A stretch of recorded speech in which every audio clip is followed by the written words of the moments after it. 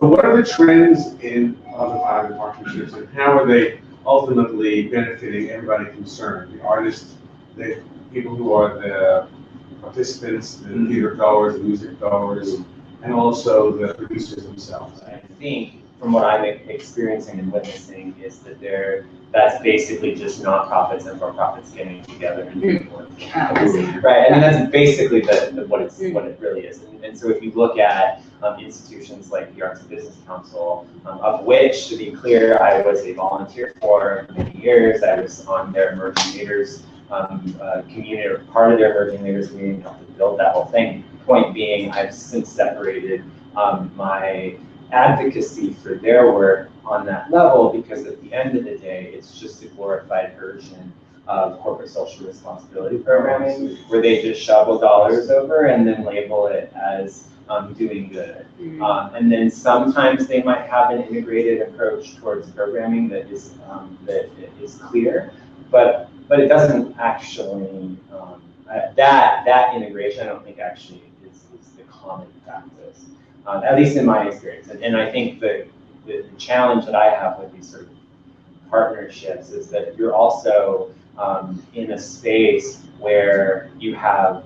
business people who know a lot, but not enough about the arts. And what I mean on a granular level, like what it means to create something and what the creation of something means. And the creative process, which takes time, and business people. Relative to the business model, which gets all kinds of messed up when you bring technology into the picture. So it's like there's that whole spectrum. And then the innovation that actually is occurring, and yet artists don't have access to on the business side, right? And so, and because artists, when they come out into the workforce, and are presented with their business options, the pinnacle of that is a nonprofit, but the nonprofit model on a traditional basis is actually the antithesis of what we're trying to achieve, right? In terms of what can be done if artists were actually at the table with an equal mindset from a business perspective, as the business people were at an equal mindset from the creative perspective. And so the problem is that's not happening.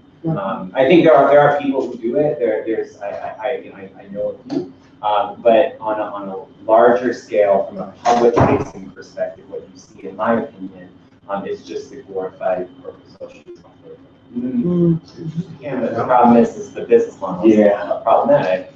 Yeah, it's like there's all these legalities around what you can do as a for-profit versus a nonprofit. But there are people forging different ways of approaching that. Well, also it has something to do with intention, right? I'm just thinking of a specific case of a foundation called the Stavros Mirkos Foundation. Stavros Mirkos is a business magnate out in Athens, Greece.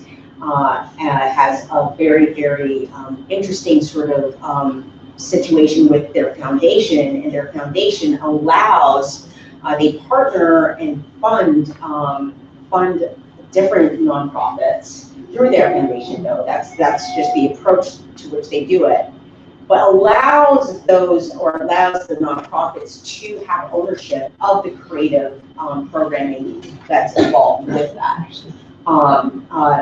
Perfect example, just past summer, I was involved with a rock camp called Willie Mae Rock Camp. Stavros Mirkos Foundation funded an initiative that sent people from New York City to Athens, Greece to run a rock camp there. It was entirely funded. Yes, there were some hiccups.